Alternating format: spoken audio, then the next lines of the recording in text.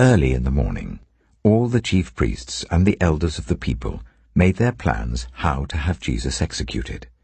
So they bound him, led him away, and handed him over to Pilate the governor. When Judas, who had betrayed him, saw that Jesus was condemned, he was seized with remorse and returned the 30 pieces of silver to the chief priests and the elders. "I have sinned," he said, "for I have betrayed innocent blood." "What is that to us?" they replied. "That's your responsibility." So Judas threw the money into the temple and left. Then he went away and hanged himself. The chief priests picked up the coins and said, "It is against the law to put this into the treasury, since it is blood money." So they decided to use the money to buy the potter's field as a burial place for foreigners. That is why it's been called the Field of Blood to this day. Then what was spoken by Jeremiah the prophet was fulfilled. They took the 30 pieces of silver, the price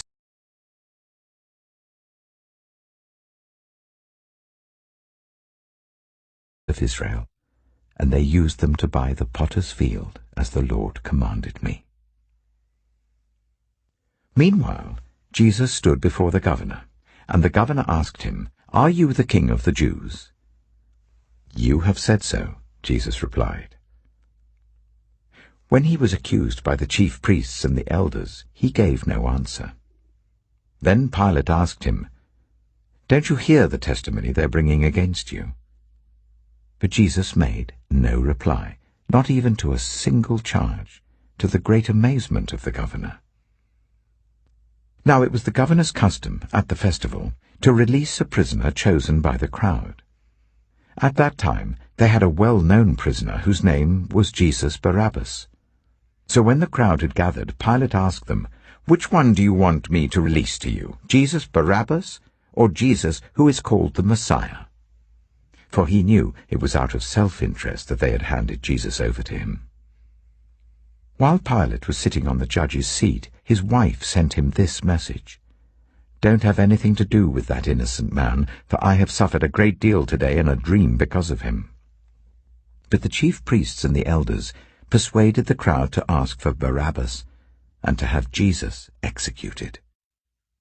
"Which of the two do you want me to release to you?" asked the governor. "Barabbas," they answered. "What shall I do then with Jesus who is called the Messiah?" Pilate asked. They all answered, "Crucify him." "Why? What crime has he committed?" asked Pilate. But they shouted all the louder, "Crucify him!" When Pilate saw that he was getting nowhere, but that instead an uproar was starting, he took water and washed his hands in front of the crowd. "I am innocent of this man's blood," he said. "It is your responsibility."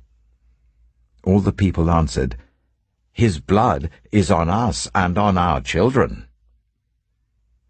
Then he released Barabbas to them, but he had Jesus flogged and handed him over to be crucified. Then the governor's soldiers took Jesus into the praetorium and gathered the whole company of soldiers round him. They stripped him and put a scarlet robe on him, and then twisted together a crown of thorns and set it on his head. They put a staff in his right hand. Then they knelt in front of him and mocked him. "Hail, King of the Jews!" they said.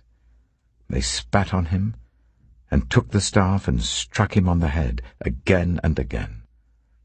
After they had mocked him, they took off the robe and put his own clothes on him. Then they led him away to crucify him.